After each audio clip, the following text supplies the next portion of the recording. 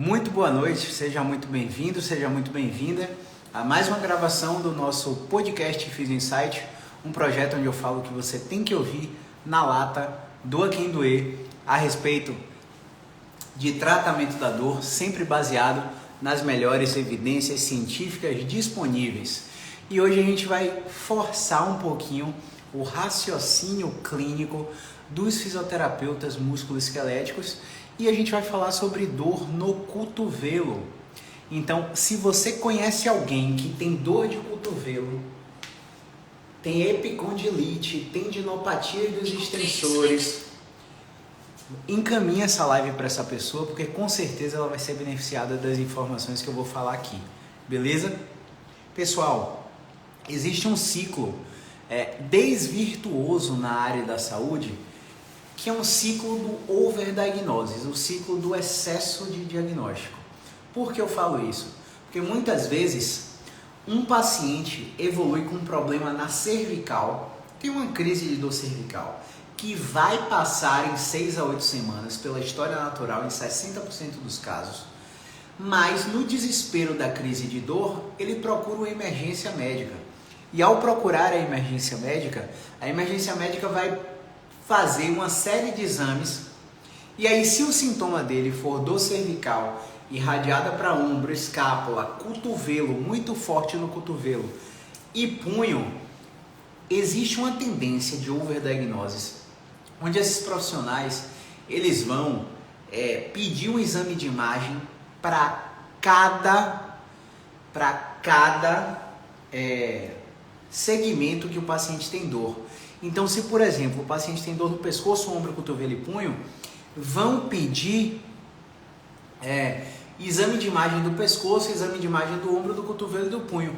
Aí o paciente chega aqui para mim assim, ó, eu tenho hérnia de disco no pescoço, eu tenho artrose no ombro, eu tenho epicondilite no cotovelo e eu tenho síndrome do túnel do carpo no punho. O cara tá em 4 ortopedistas ao mesmo tempo.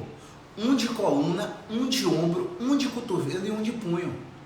E aí ele está recebendo uma série de informações que muitas vezes não são baseadas em evidência científica.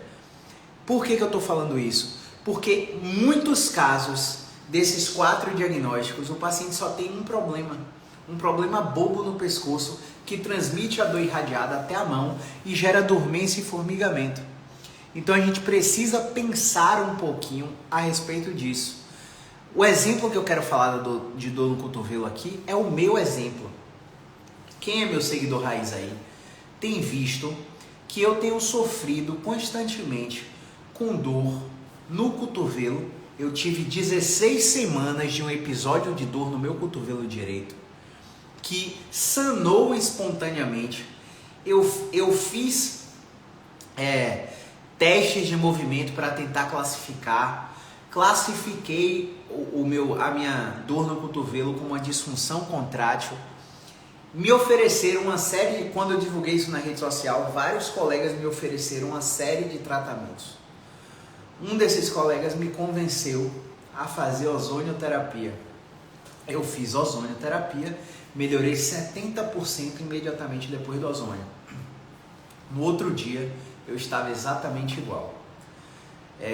Então, confirmando a minha crença de que ozônio só serve para dentística e não para tratamento de dor. Falei muito isso nos stories hoje.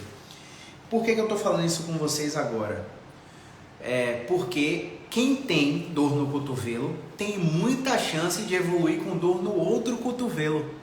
E nesse momento, eu de fato estou com dor no cotovelo esquerdo. Vê se pode uma coisa dessa, né? Parece castigo. Não. Isso é muito previsível. Por que isso é previsível? Porque a estatística já mostra que se você tem dor de um lado, por exemplo, você tem dor sem relato de trauma no joelho, você tem mais de 50% de chance de ter dor no outro joelho. Aí tem correntes filosóficas que falam que você está sobrecarregando um lado, está poupando o outro lado, e aí o outro lado vai passar a doer porque você está protegendo um e sobrecarregando o outro. Mas são crenças que são passadas de bisavó para avó, para mãe, para filho, para neto e por aí vai. Não tem nada fundamentado. Mas a gente sabe que existe essa estatística e eu estou com essa dor no cotovelo agora há 3 semanas. Então, fiz os testes de movimento no meu próprio pescoço, na minha torácica, no meu ombro, no meu punho. Não encontrei nenhuma característica que me fizesse autotratar o meu cotovelo. Testei o meu cotovelo e classifiquei meu cotovelo como um problema contrátil, né? Uma disfunção contrátil, uma tendinopatia reativa. E aí eu fui analisar as relações de capacidade e demanda. Para quem me acompanha há muito tempo, eu tenho feito desde outubro de 2020, quando começou a liberar algumas coisas na pandemia, eu tenho feito triatlon. Eu tenho nadado, corrido e pedalado e feito musculação apenas 2 vezes. Chegou um momento do triatlon que eu estava tão fissurado no triatlon que a endorfina estava subindo tanto que eu não conseguia mais fazer outra coisa. Se eu tivesse qualquer estresse empresarial, nos atendimentos domiciliares, nos atendimentos de consultório, na empresa de cursos, eu já ia treinar mais do que eu devia. E isso acontece com a maioria das pessoas. Quando eu ia treinar mais do que eu devia, eu quebrava a minha relação de capacidade e demanda. Imagine que o meu corpo estava acostumado a um volume semanal de 60 km de ciclismo, de 9.000 metros de natação e de 20 km de corrida, com 2 dias de musculação. Eu tinha essa capacidade, estava estabilizado há mais de 6 meses com essa rotina, não queria evoluir porque já estava me sentindo cansado e não estava disposto a procurar uma assessoria esportiva de fato para fazer um trabalho individualizado, porque eu não queria fazer provas, competições, sprints e por aí vai. Do nada, me caiu na minha cachola que eu queria ficar que nem Léo Santana. Queria ficar gigante. E aí, fui no meu nutricionista. Meu nutricionista falou para mim: Caião, com o volume de aeróbico que você tem, é impossível você ter hipertrofia. Então a gente vai ter que reduzir esse aeróbio. Só que a gente não vai reduzir de vez, porque se reduzir de vez, você pode ter rebote. Você pode começar a descontar essa euforia, essa série de dopaminas na sua alimentação. E aquilo ali caiu como uma ducha de água quente. Por que uma ducha de água quente? Porque eu queria de fato diminuir o ritmo no triatlon para começar a ganhar músculo. Eu estava emagrecendo demais, estava ficando flácido porque a musculação não era no volume suficiente, e se aumentasse eu ficava com medo de lesionar e não poder pedalar e por aí vai. Então, uma série de fatores psicológicos no cara que é quase atleta, tá? E aí, nessa brincadeira, eu comecei a fazer um trabalho em novembro do ano passado, somente de musculação. Eu comecei a fazer a transição, até que em novembro do ano passado eu comecei a fazer musculação 6 vezes na semana com 1 dia de descanso. Veio novembro, veio dezembro, veio janeiro, fevereiro, março. Quando chegou em março, com 5 meses de musculação, eu já não estava respeitando o dia off. Eu não estava descansando o meu corpo para recuperar minha musculatura. Eu começava a desmembrar o treinamento. Eu faço um programa, né, que é um programa online chamado Treine Híbrido. E o treine híbrido me ensina a comer e me ensina a treinar com toda a fundamentação científica para que eu não dependa de um nutricionista e não dependa de um educador físico. É o que eu tento ensinar aos meus pacientes, para que os meus pacientes não dependam de mim nem de nenhum médico, para que eles tenham autonomia, para que eles só me paguem uma vez. Uma vez que eles já me pagaram, eles vão saber exatamente o que eles têm que fazer daí em diante para não precisar da gente, né? Então eu faço esse treinamento. E nesse treinamento tem uma semana que eles chamam de deload, que é uma semana para você diminuir as cargas, diminuir os volumes de treino, manter a frequência cardíaca alta para fazer com que seu corpo passe a voltar a responder a cargas elevadas. Chega um momento que você está agachando com 100 quilos, que você está fazendo um levantamento terra com 150 quilos, você está fazendo um agachamento com 300 quilos, um supino com 80 quilos, e você não está respondendo à carga. Você não consegue mais evoluir, seu corpo está cansado e o seu estímulo não é o suficiente para proporcionar uma recuperação em apenas um dia de descanso. Imagine que eu não estava tendo esse dia de descanso. E quando chegava depois de 4 semanas de treinamento em progressão, de repetições, cargas, intervalos de descanso, técnicas de treinamento, eu não fazia essa semana de deload. Porque eu estava me sentindo bem, estava no auge, o físico estava começando a mudar, eu estava começando a atingir o corpo que eu queria para aquele momento. E eu não queria deixar de treinar, porque na minha cabeça o pensamento automático era, se eu não treinar hoje e for treinar amanhã, eu vou pegar menos peso, eu vou fazer a execução da técnica ruim, eu não vou usar amplitude final como eu estava usando, então é melhor treinar para eu me condicionar e tal, e eu acabava não descansando. Nessa brincadeira que eu não fiz deload 2 vezes, e eu comecei a não descansar um dia, eu extrapolei a minha relação entre capacidade e demanda. E quando eu estava fazendo um exercício de elevação lateral, eu senti uma fisgada no cotovelo. E continuei o treinamento, não senti nada depois. Quando eu acordei no outro dia, eu não estava conseguindo dobrar o cotovelo para levar a minha mão à cabeça. E eu tenho esse hábito, né, de ajeitar o cabelo assim, eu tenho esse hábito de toda hora estar passando a mão no nariz e tal. E quando eu fui fazer assim, eu senti o cotovelo. Aí eu estiquei total, estiquei com torção, dobrei com torção, dobrei com pressão extra, dobrei normal, dobrei com apoio do tronco e nada melhorava meu cotovelo. Testei meu ombro, testei minha torácica, testei minha cervical, testei meu punho e nada melhorava meu cotovelo. Eu falei, @Deus, pelo amor de Deus, eu encontro um movimento de preferência direcional em tantas pessoas para ajudar eles a tratarem a dor. E agora, quando o caso é comigo, o Senhor não deixa eu encontrar. O Senhor vai me botar numa síndrome inflamatória, num quadro inconclusivo? O Senhor vai me botar nisso? Não, o Senhor não pode me botar nisso, eu tenho que estar fazendo alguma coisa errada. Comecei a perder noites, estudando de novo, vendo todas as aulas que o Trust Ed, que o Physiopedia tem a respeito de epicondilite, de tendinopatias reativas. Assisti o replay do congresso do The Sport Suisse, onde Craig Purdom fala sobre tendinopatias reativas, sobre disfunções contráteis. Assisti a repetição do The Sport Suisse, que a Jill Cook falou também sobre tendinopatias. Então, nessa perdida de noite, eu estimulei mais ainda o meu sistema nervoso central a não recuperar minha musculatura. E aí eu comecei a pensar, caramba, se eu parar de treinar, eu vou voltar a engordar. Pô, se eu parar de treinar, eu vou me distanciar do meu objetivo. Vou ficar ansioso, vou comer mais, vou querer chocolate, vou comer Twix o dia todo. Léo que não me escute, né? E começou a ter essa cascata de efeitos psicológicos que acontecem quando um atleta, um praticante de atividade física tem alguma lesão. E aconteceu comigo, está acontecendo comigo há 3 semanas. E aí, minha psicóloga querida, maravilhosa, ela começou a conversar comigo a respeito, né? E a gente começou a fazer uma regulação emocional nesse aspecto.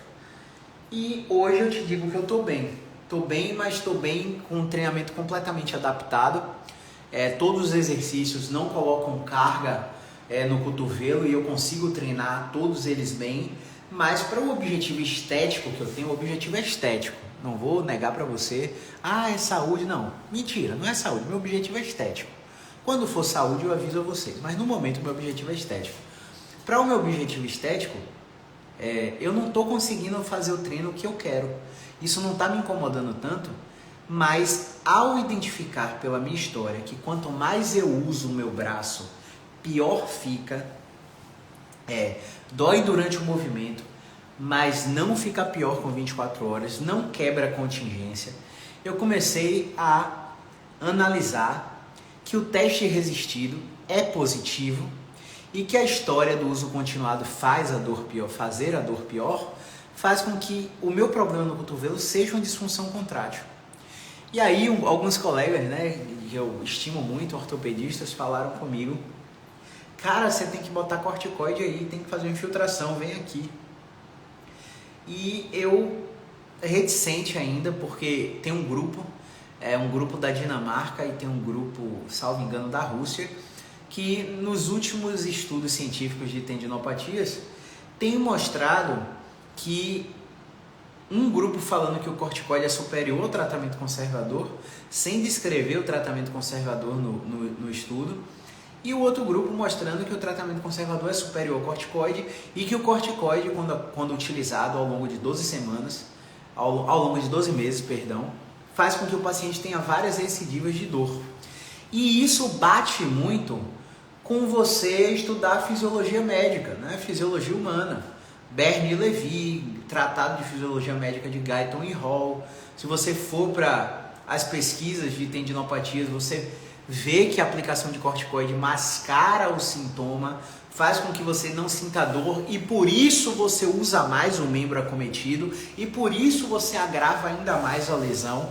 Fora que o uso crônico de corticoides faz com que os tendões se enfraqueçam. E é bem verdade que o treinamento físico, o treinamento resistido, ele estimula muito mais o desenvolvimento muscular do que tendíneo.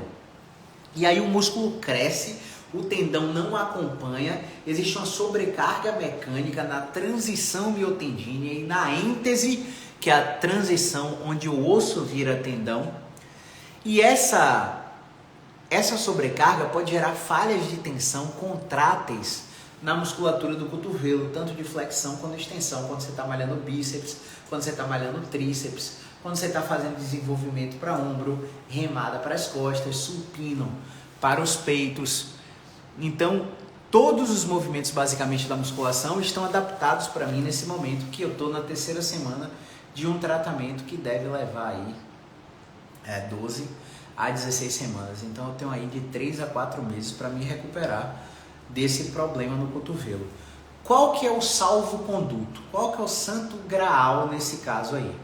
O santo graal é que eu não estou tendo incapacidade associada, eu não estou deixando de atender, eu não estou deixando de trabalhar, não estou deixando de fazer as minhas atividades funcionais, mas o objetivo do treinamento eu estou precisando agora dar 2 passos atrás para dar 2 lá na frente depois. E respeitar a minha relação de capacidade de demanda, progredir as cargas e as repetições apenas 10% por semana, até evoluir para cargas elevadas e respeitar o meu descanso, respeitar o meu deload. Porque eu tinha a mania, quando eu fazia triatlon, de o dia off eu ir dar uma corridinha regenerativa. Eu tenho a mania do dia da musculação, que é off, eu ir dar uma corridinha na praça da minha casa.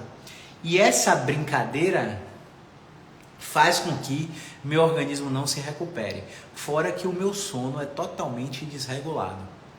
Então, desde 2015, quando eu larguei o cigarro, usando algumas medicações que o psiquiatra mandou, fazendo terapia com o psicólogo, meu sono nunca mais foi o mesmo de antes de eu fumar. Eu fumei cigarro de 2012 a 2015 e depois que eu larguei o cigarro, meu sono nunca mais foi o mesmo, é bem verdade. Agora, dizer para você que eu acordo cansado, hoje eu acordei cansado, mas na maioria dos dias eu acordo como se nada tivesse acontecido. Eu acordo como se eu estivesse pronto para dar um pau na máquina de novo. E isso me deixa muito em conflito. Por que em conflito? Porque eu não consigo seguir as orientações que os profissionais de saúde que me acompanham dão. Não consigo seguir porque eles me explicam todo o ciclo do sono, a importância do sono REM, eu leio sobre isso muito, eu trabalho muito isso em terapia, mas, todavia, entretanto, o fato de eu não acordar cansado, de eu não ter sonolência no meio do dia, de eu estar aqui como se nada tivesse acontecido, fazendo uma live no meu aeróbico em jejum de manhã, fazendo uma live no final do consultório de noite, treinando no finalzinho da manhã, indo trabalhar de tarde até agora, produzindo conteúdo, gravando aula e bem, uma hora eu vou pifar, isso é certo. Só que o meu corpo já está dando sinais, e os primeiros sinais foram essas 2 disfunções contráteis que eu tive, essas tendinopatias reativas no cotovelo direito e esquerdo, e há 2 semanas atrás, há uma semana atrás, eu tive uma contusão no reto femoral fazendo um agachamento búlgaro no meu treino de perna. Então, meu corpo está dando sinais de que eu preciso respeitar o meu descanso. E aí a pergunta para você é, quais são os sinais que o seu corpo está dando de que você precisa procurar ajuda especializada?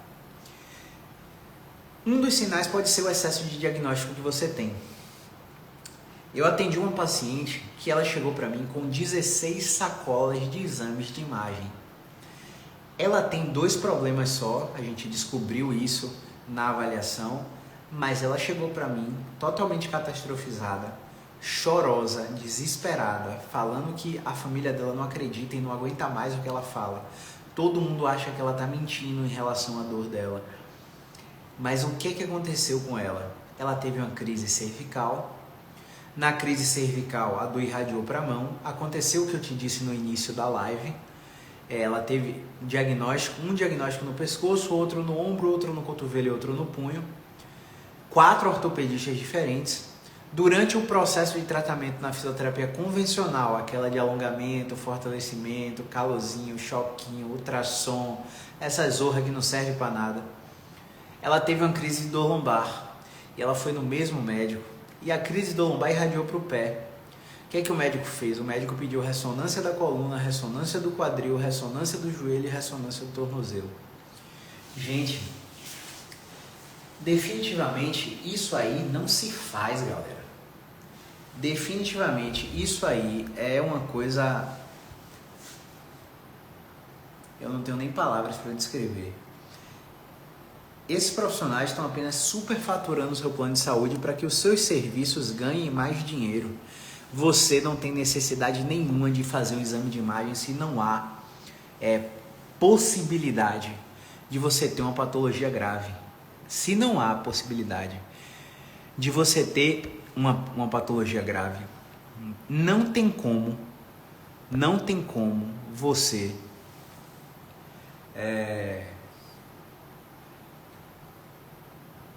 fazer um exame de imagem para achar um bocado de coisa que é natural da idade. E essas coisas naturais da idade vão catastrofizar você, gerar mais medo, gerar mais irritação, mais comportamento de desuso, enfraquecer sua musculatura, te descondicionar, te gerar humor depressivo, mais ansiedade, mais preocupação, e aí o bicho pegou. Então eu falei aqui sobre o overdiagnosis, o excesso de diagnóstico, que muitos pacientes entram em cascata, o tempo todo em cascata, gerando dor cervical, irradiada até a mão, com vários diagnósticos diferentes, e dores na lombar irradiada até o pé, com mais 4 diagnósticos diferentes. Então ela chegou com 8 diagnósticos. Ela chegou com 2 eletromiografias, uma do nervo mediano que vai até a mão, um exame totalmente absurdo, né, que testa a velocidade de condução nervosa, que raramente muda a intervenção que o paciente tem que fazer. Chegou com a eletroneuromiografia do nervo ciático, chegou com densitometria óssea, porque segundo um dos médicos ela ainda tinha artrose no corpo todo, e chegou com a escanometria, dizendo que ela tinha uma perna menor que a outra, e ela achava que era a perna menor que a outra que gerava a dor dela. E eu falei, meu Deus do céu, como é que pode existir uma classe de profissionais que faz isso com a pessoa? Porque você não trata seu paciente como se fosse sua mãe. Por que você não trata seu paciente como se fosse sua filha, sua esposa, a pessoa que você mais ama no mundo? Para não fazer uma série de tratamentos desnecessários, gerar um custo no orçamento do paciente absurdo, que talvez isso gere mais preocupação no estilo de vida, e a gente sabe que o equilíbrio financeiro é um fator de risco para a dor. Se você tem a sensação de que suas finanças não estão fechando a conta, você tem mais risco de dor, você tem mais gatilho de preocupação, você tem mais gatilhos de ansiedade. Então, eu enquanto profissional, eu tenho que analisar qual é a disponibilidade financeira do meu paciente para se submeter ao nosso tratamento. Porque quando você oferece de uma forma desonesta um tratamento que um paciente não precisa, que não é baseado em evidência, o cara está tirando do orçamento dele para bancar. É claro que existe aquele público que você bota 10 mil reais aí, o cara parece que nem fez cosquinha no orçamento dele. Mas hoje, se você analisar um tratamento completo de 1.500 a 3 mil reais, baseado em evidência, é um orçamento considerável na maioria da população. É alguma coisa importante que aquela família vai deixar de ter, vai deixar de fazer. Então a gente tem que considerar isso, porque isso pode estimular o paciente a ter mais dor. Então essa paciente chegou para mim com diversos diagnósticos e eu falei, meu Deus do céu, por favor, me faz fazer uma boa avaliação nela, encontrar um conjunto de movimentos para ela melhorar, para ela desmistificar todas essas crenças. Pessoal, a gente encontrou um movimento no pescoço da paciente, onde a gente deixava o pescoço dela fora da maca, pendurado por 3 minutos.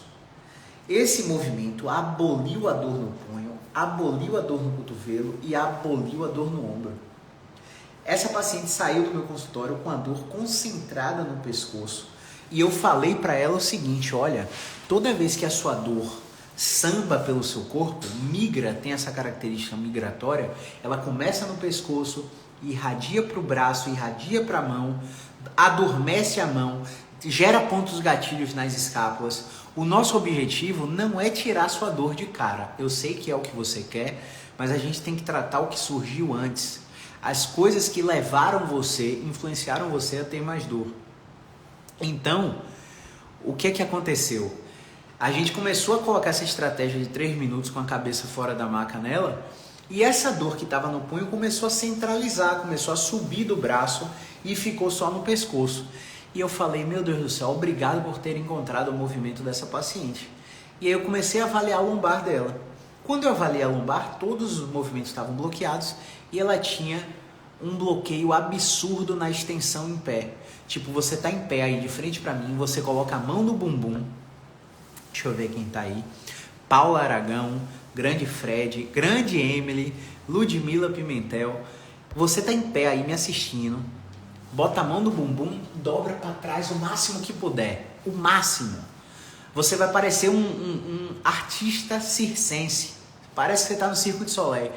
Você vai me dizer o que é que aconteceu com sua coluna nesse movimento.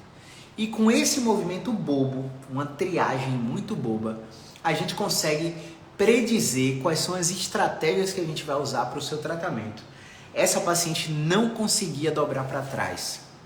A maioria dos pacientes que tem um bloqueio de extensão em pé, que é esse movimento que eu acabei de falar para vocês, ou eles têm um bloqueio de movimento para dobrar para frente, que pode ser aparente, isto é, o cara, você pede para ele dobrar para frente, você está em pé de frente para mim, pede para você dobrar e alcançar os pés. Ele vai até o pé, ele vai até o calcanhar, ele até se puxa, ele até brinca com você falando que fez ginástica a vida toda.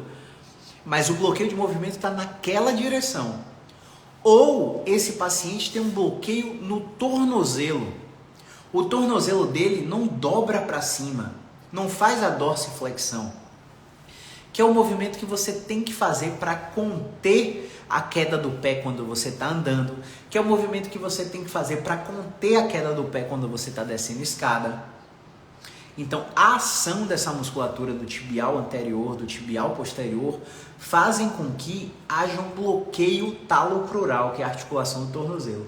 E esse bloqueio impede que a sua tíbia, que é o osso da sua perna, deslize anteriormente, favorecendo com que você dobre para trás. Eu estou cansado de encontrar pacientes que não respondem nas estratégias lombares, melhoram a dor, não desbloqueiam a extensão em pé, e quando a gente vai mexer no tornozelo, o paciente começa a dobrar para trás que nem um artista circense. E foi isso que a gente encontrou nela. A gente encontrou um movimento de dorsiflexão repetida com eversão, onde a gente colocou um paninho no canto do pé para ela everter o pé e fazer a dorsiflexão semi-ajoelhada. Ela repetiu umas 35 vezes. E quando eu pedi para ela dobrar para trás em pé de novo, ela conseguiu dobrar para trás como ela nunca dobrou na vida. Ou seja, ela tinha um bloqueio no tornozelo. E aí, quando ela começou a dobrar para trás, ela começou a centralizar a dor da perna. Ela estava com dor na perna, a dor na perna foi subindo em direção à coxa, subindo em direção ao bumbum, subindo em direção à lombar e concentrou na lombar. Essa paciente saiu daqui com dor cervical e dor lombar. Mas lembra, ela tinha chegado aqui com dor cervical, dor no ombro, dor no cotovelo, dor no punho, dor lombar, dor no quadril, dor no joelho e dor no tornozelo. Então, ela chegou aqui com 8 dores diferentes e saiu daqui com 2 dores diferentes. Isso é bom ou ruim? Isso é sensacional. E quando eu pedi para ela retornar com 72 horas, ela estava 90% melhor. A gente aumentou a força dos movimentos e ela ficou sem dor. Só que aí é que tá a pegadinha. Por que a pegadinha? Muitas vezes o paciente acha que a dor sumiu, o tratamento acabou. Estou de alta. Eu tô sem dor, Caio. Eu não preciso ir mais em você. E isso faz super sentido. Se eu fosse paciente, eu também pensaria assim. Só que o que está acontecendo aí? O que está acontecendo é que antes da dor aparecer, já apareceu alguma limitação de movimento. A dor nunca vem sozinha. A dor é sensação, emoção e pensamento. Então, se a dor veio, é porque já tinha rigidez no segmento e o paciente não sabe identificar. Por exemplo, qual foi a última vez que você pegou, parou o seu dia e fez assim, ó? Olhou para o teto o máximo que você pode. Qual foi a última vez que você parou e fez assim, ó? Colocou o queixo no peito o máximo que você pode. Qual foi a última vez? Você lembra? Você lembra da última vez que você fez isso, ó? Você rodou para a esquerda e pressionou um pouquinho o queixo para fazer aquele vídeo de Samara, né? Um filme de terror aí que tem, que a mulher roda a cabeça no 360. Quantas vezes você fez isso? Paula Aragão nem lembra, né? Obrigado, Paula. Grande Luzia, grande Bruno do Carmo. Então, o paciente, ele não testa a amplitude final de movimento. Bivó, minha bivó, meu fio, eu tô com a dor na mão, meu fio. Eu acho que é a astrose, né? Minha filha, é a astrose. E não tem algum exercício para melhorar minha dor na mão? Faz assim, ó, minha filha. Fecha os dedinhos e pressiona os dedinhos até o final e me diz o que acontece. Ai, dói, meu filho, mas faça mesmo com dor. Faça 30 repetições aí. Ela tá bom. Ela começa a fazer, ó. Começa a fazer e começa a melhorar. Por quê? Quando a gente não frequenta a amplitude final do movimento, pode ser, eu estou dando um exemplo do dedo aqui, mas isso acontece na coluna, na ATM, no ombro, no joelho, no quadril, acontece em todas as suas articulações. Então, quando a gente não frequenta a amplitude final dos movimentos do nosso corpo, a gente não descobre onde tem rigidez. E a rigidez, ela começa a acumular sorrateiramente ali, sem manifestar dor.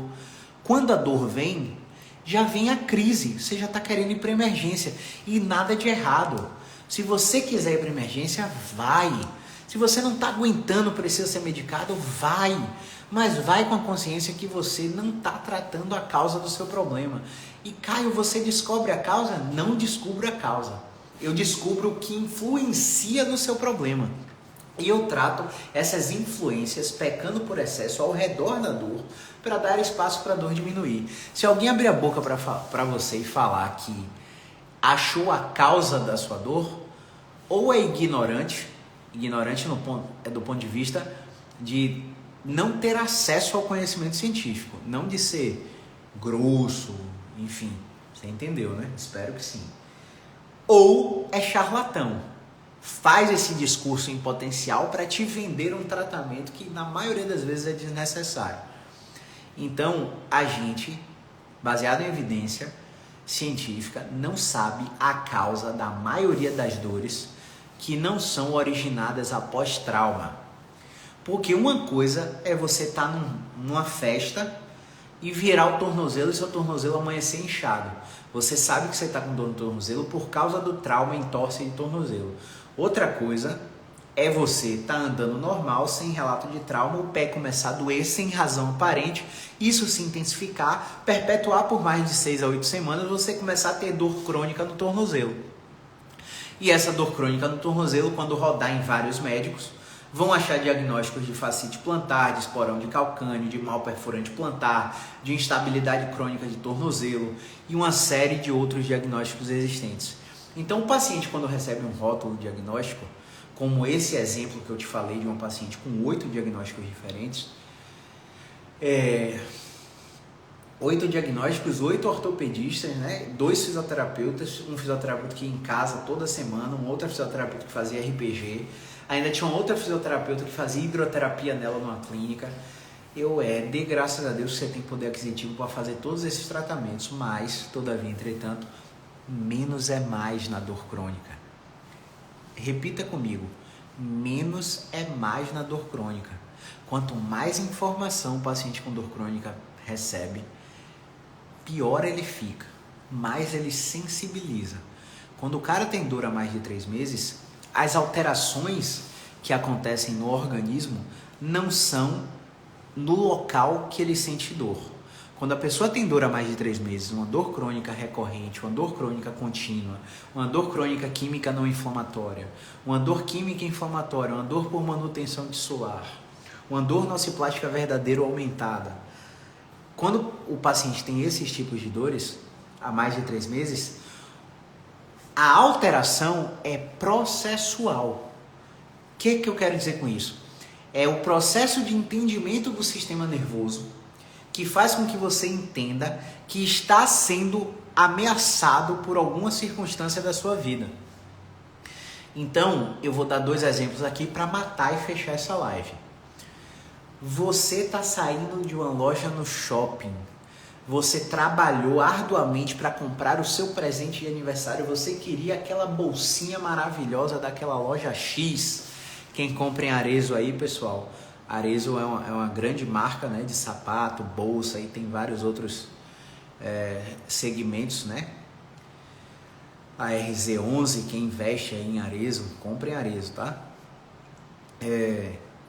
Você foi comprar sua bolsinha da Arezzo, saiu do shopping para comprar seu look, para ir para a festa que você se preparou, você está de férias do seu trabalho, você cai, tem um entorse de tornozelo, sente uma dor excruciante, não consegue levantar e fica triste, vai para casa, come dor por mais de 72 horas, começa a mancar e quanto mais peso você joga no pé, pior sua dor fica. Você sente uma dor excruciante, mas se eu pegar outra mulher com esse mesmo cenário, mas quando ela cair e virar o pé, ela levantar e se der conta que tem um pitbull raivoso na frente dela, babando, que ela não sabe se está vacinado contra a raiva, rosnando para ela, partindo para cima dela, em frações de milissegundos, o sistema nervoso central dessa mulher vai disparar um estímulo para uma região chamada amígdala, que é de detecção de ameaça.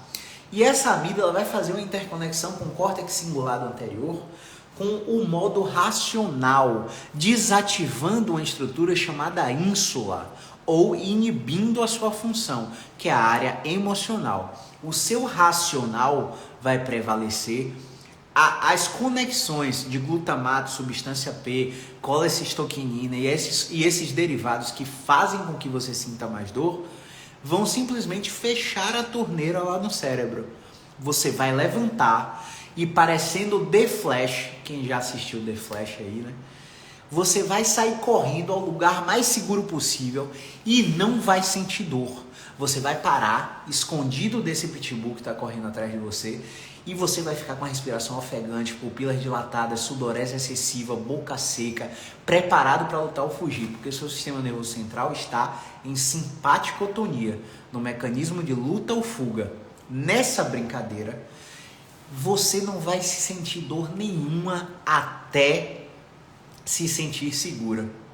Quando você perceber que o pitbull saiu, que você chamou seu Uber, ou conseguiu chegar no estacionamento, pegar seu carro, pisou no acelerador e foi para casa, ligou para as amigas contando o que acabou de acontecer, quando você entrar no chuveiro, que você relaxar, o sistema de luta ou fuga vai inverter a polaridade e você vai entrar no sistema de dormir e digerir, no sistema parasimpático.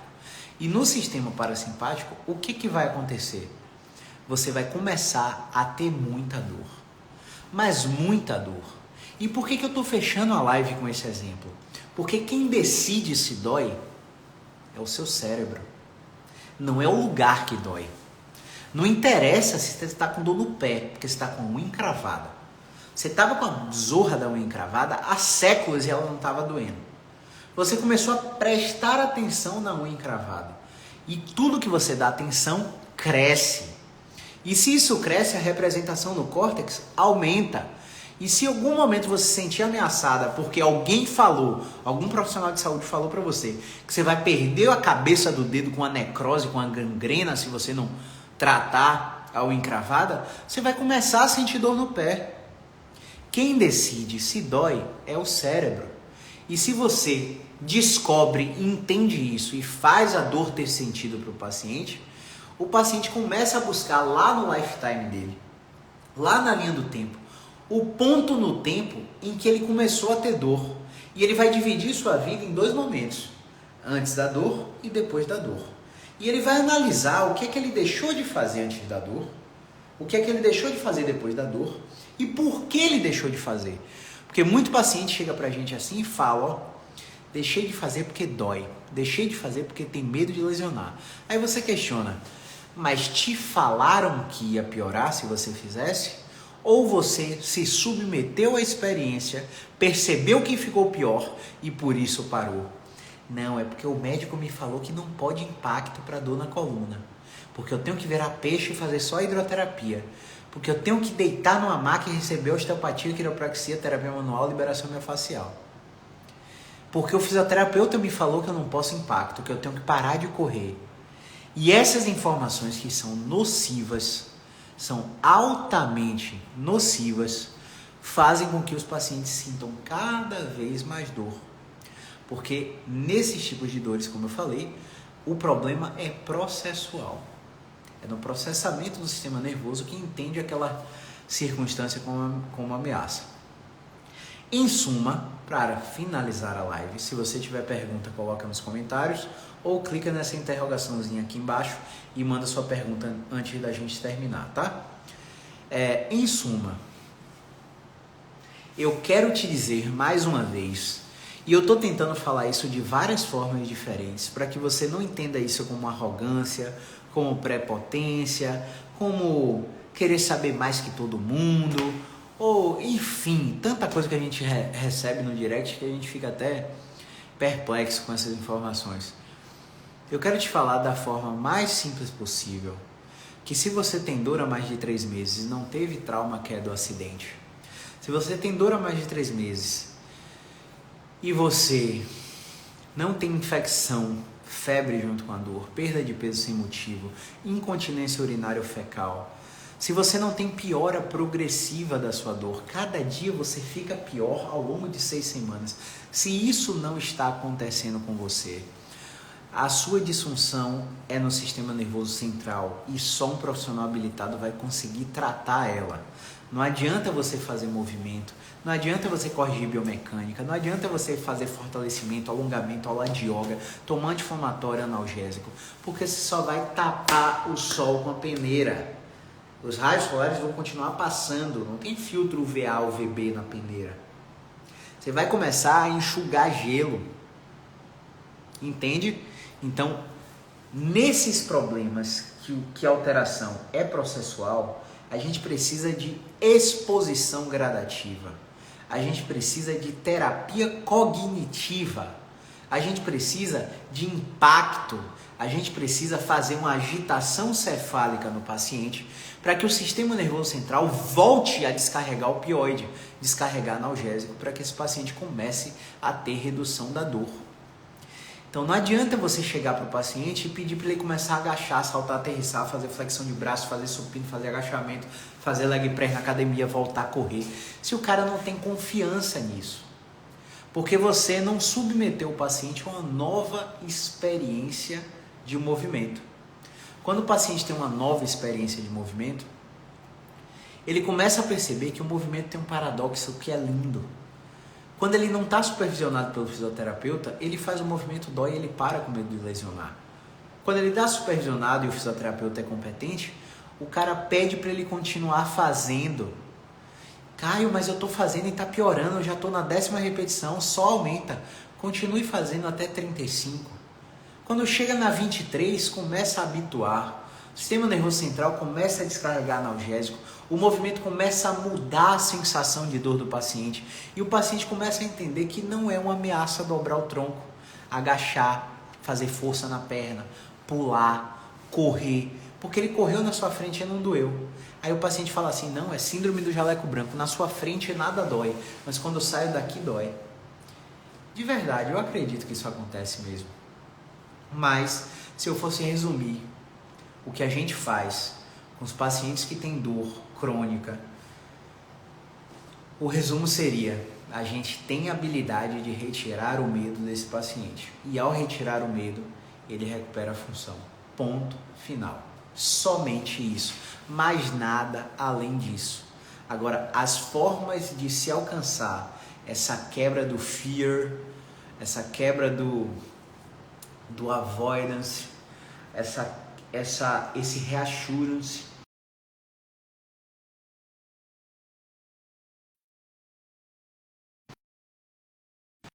O alarme toca, a live fica escura e volta o tempo todo, mas acho que eu já voltei aí. Então, a forma como a gente vai falar para o paciente isso vai ressignificar o que ele acredita. Então, se você está vindo para minha consulta, eu quero te dizer uma coisa só. Venha com os ouvidos abertos e com a mente aberta para ouvir tudo ao contrário do que você aprendeu. E você vai ter duas opções. A primeira opção é me chamar de louco, como já aconteceu várias vezes. Sim, já aconteceu várias vezes. Vários pacientes saíram por essa porta e não voltaram mais porque não acreditavam no que eu falava. E aí eu parei de falar, eu comecei a fazer. E quando eu faço o primeiro e falo depois, a adesão é muito maior. Então tem muito fisioterapeuta que fala com você tudo baseado em ciência. Mas quando expõe você gradativamente ao movimento, não há habituação, porque ele não sabe avaliar se há uma CPM íntegra. Se o controle inibitório nocivo difuso do sistema nervoso central está íntegro e capaz de regular a dor naquele paciente. É como se fosse regulação emocional. Você está morrendo de raiva de uma situação da sua vida. E aí te ensinaram durante décadas que você tem que comprar um bob e ficar dando soco no bob. Te ensinaram que você tem que descarregar sua raiva na atividade física, no sexo ou nas drogas. Só que quando analisam em neuroimagem o cérebro dessas pessoas que estão expostas a situações que desencadeiam raiva, essa descarga de adrenalina, quando a gente diz que está liberando a raiva, está jogando a merda no ventilador, estimula ainda mais a área de raiva. Então, ao contrário do que muitos dizem, a gente precisa estimular áreas de calma, áreas de meditação, áreas de relaxamento e mudar completamente o foco quando esses sentimentos vierem. A mesma coisa na exposição gradativa. Não há habituação se você explica primeiro e faz depois. Mas quando você faz, muda a experiência e depois explica, a mente do paciente já está assim, ó, aberta para as suas sugestões terapêuticas. Então, tire o medo do paciente, se comunique melhor e trabalhe com prática baseada em evidência para dar ao paciente o movimento que ele precisa. Fisioterapia é lindo. Você tem estrabismo, você tem retinopatia diabética, redução de acuidade visual. Existem trabalhos da fisioterapia em musculaturas orbitais que melhoram a acuidade visual sem você precisar aumentar grau de óculos. Existe um método chamado self-healing, onde exercícios oculares melhoram quadros de glaucoma, por exemplo. Olha que louco, sem cirurgia, sem procedimento. Tudo que é movimento, a fisioterapia mexe. Você está com dor de cabeça, tem movimento no temporal, tem movimento no occipital, tem movimento no ECOM para melhorar a dor de cabeça. Você está com uma disfunção contrátil como eu no cotovelo, tem movimento no cotovelo para melhorar isso. Você está com cólica menstrual, tem movimento na coluna para melhorar a cólica. Você está obstipada sem ir no banheiro defecar há dias, precisando internar para tomar uma lavagem no hospital, tem movimento para desobstruir o intestino através de inibição de músculos que transpassam pelo intestino. Olha que louco! O conhecimento que um profissional desse tem pode mudar a vida das pessoas. Então a gente precisa pensar um pouco mais e falar um pouco menos, porque quando a gente fala sem critério, a gente coloca mais medo, e o medo gera o backfire effect, o tiro que saiu pela culatra. E o paciente olha para minha cara e fala: nossa, mas quem é você? Quem é você? Se eu já fui no Einstein, se eu já fui no Sírio-Libanês, se eu já fui no Sara Kubitschek, se eu já fui no Aliança, se eu já fui no São Rafa, e todos os médicos me falaram isso. Como é que você está me dizendo o contrário? Então eu não explico mais. Eu faço primeiro e explico depois. Entende?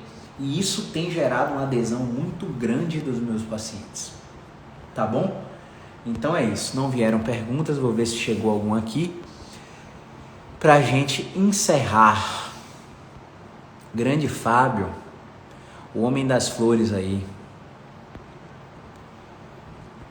Sem perguntas, né, pessoal? Então vamos encerrar. Interrogaçãozinha, não há perguntas. Então muito obrigado quem ficou até o final. Grande Luzia, Emily, Paula, Ludmila. Então foco total aí, viu, pessoal? Foco, e vamos fazer da fisioterapia. Vamos colocar a fisioterapia no patamar que ela merece. Beleza? Grande abraço. Movimento é vida. Amanhã tem mais. Amanhã tem 12 pacientes para atender. A gente começa cedo. E provavelmente tem a live de manhã no Aeróbico em Jejum, então fiquem ligados aí quem acorda cedo para tomar seu café comigo, enquanto eu faço meu aeróbico. E é muito provável que à noite tenha live de novo, tá? Esse mês vai ter uma porrada de lives, e no dia 28, já esqueci a data, tá? Mas na última semana do mês, a gente vai fazer um evento, o evento chamado Jornada do Expert, onde eu vou ensinar o passo a passo do absoluto zero para você que é fisioterapeuta, trabalhar, avaliar os pacientes com dor crônica, com dor na coluna, e aprender a dar o diagnóstico desses pacientes para saberem o que esse paciente tem que receber, nem que não seja com a gente. Eu gosto de brincar que o paciente ele não perde tempo aqui, porque se o tratamento não for comigo, eu encaminho para o profissional e digo quem ele vai precisar. Então, sem direcionamento, ele não fica. Tem muito paciente que vem, mas minha tia tratou com você, melhorou disso, meu problema é igual, é no mesmo lugar. Não é igual. A gente sabe. Emily, me mostra que eu tenho que estudar mais, né, Emily? Ave Maria, obrigado, Emily, valeu. Uma das pacientes de amanhã. Opa, seja muito bem-vinda, Ludmila. Beleza, te espero amanhã. Esqueci já o que eu ia falar, tá vendo? Eu não posso parar para responder os comentários de vocês, que eu já perco o fio da meada. Ai, coisa demais nessa cabeça. Gente, esqueci tudo que eu tava falando. Então é isso, pessoal. A gente tem que... É isso. Perdi o fio da meada. Se vocês tiverem qualquer pergunta, vocês têm caixinha nos stories para mandar e a gente responde amanhã no dia a dia de consultório, beleza? Então amanhã de manhã tem live. Lembrei. Amanhã de manhã tem live no Aeróbico em Jejum. No final do consultório amanhã tem live de novo. Então fiquem ligados. E na última semana do mês a gente vai ter um evento online, onde a gente vai dar aulas para vocês que são fisioterapeutas para aprender a identificar o padrão clínico e não perder o tempo dos pacientes, né? Acabar com essa história de que o paciente fez 77 sessões de fisioterapia. Oi? 77 sessões? Não existe. Mentira, tô mentindo. Tem duas pacientes hoje ativas aqui no consultório que estão fazendo 24 sessões. 24 sessões em 5 meses. E essas pacientes, uma é pós-operatório de artroplastia total de quadril e a outra é um pós-operatório de uma prótese reversa no ombro. Mas fora pós-operatórios, não existe nenhum paciente comigo que tenha feito mais de 12 sessões. Gente, não existe mais de 12 sessões de fisioterapia para um problema de dor crônica. Caio, mas meu paciente é dor crônica refratária, já tá tomando eletroestimulação transcraniana, neuroestimulação medular, o cara não melhora com nada. Gente, o nosso papel é avaliar, identificar, classificar, tratar e dar alta. Dar alta é o nosso papel. Eu falo da alta do meu paciente desde a consulta. Quando eu identifico o problema dele, eu já digo quantas sessões ele vai precisar e por que ele vai ter alta naquele processo. Quando é que eu vou afastar as sessões para semanal, de 2 vezes na semana para 1 vez na semana, de 1 vez na semana para quinzenal, de quinzenal para 21 dias. O paciente já chega sabendo da alta. Porque por mais crônico que esse paciente seja, por mais difícil que ele seja, o meu trabalho é ensinar o que ele tem que fazer para controlar o problema. Não é ensinar ele a depender de mim. Então, isso tem que acabar na fisioterapia. Tratamento com plano de funerária. Todo mundo sabe que vai morrer um dia, então fica pagando plano de funerária aí até morrer. Né? Fisioterapia não é plano de funerária. Fisioterapia é avaliação, tratamento e alta. Então, se você não está dando alta para os seus pacientes, alguma coisa errada tem. Beleza? Grande Thay. Tem churrasco aí esse final de semana que eu tô ligado, viu? Tô colado, Thay. Vamos nessa. Então é isso, né? Já falei demais por hoje. Hasta la próxima. Grande abraço. Movimento é vida.